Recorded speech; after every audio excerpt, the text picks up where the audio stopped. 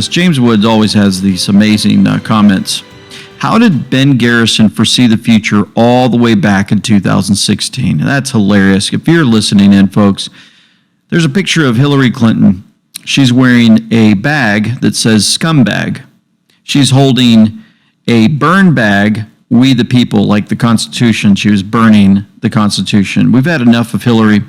President Trump has also, and he addressed this in an interview over the weekend. Check this out with NEWSMAX. These new emails, Mr. President, suggest essentially that Hillary Clinton personally approved the Russia hoax. With Obama. With Barack Obama. And my question is she finally going to pay for what she did, or does she get a pass again? So, you know, we had her, and I had her right under the sights, and I told the people, look, you can't do this to a president's wife, an ex-president, and she was Secretary of State, right. But you can't do this to the wife of a president.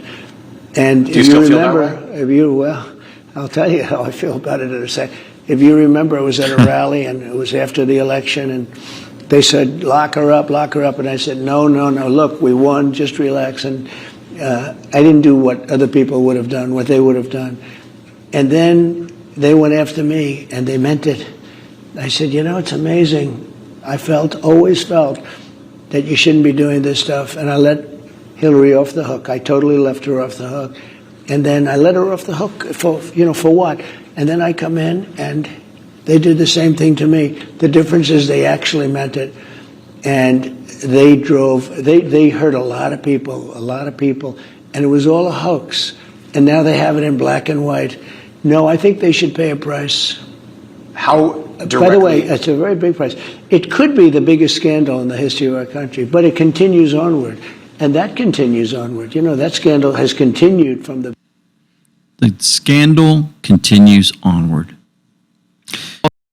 Also, Tim Burchett just called for George Soros to appear before Congress to explain his involvement in the 2016 Russian collusion hoax.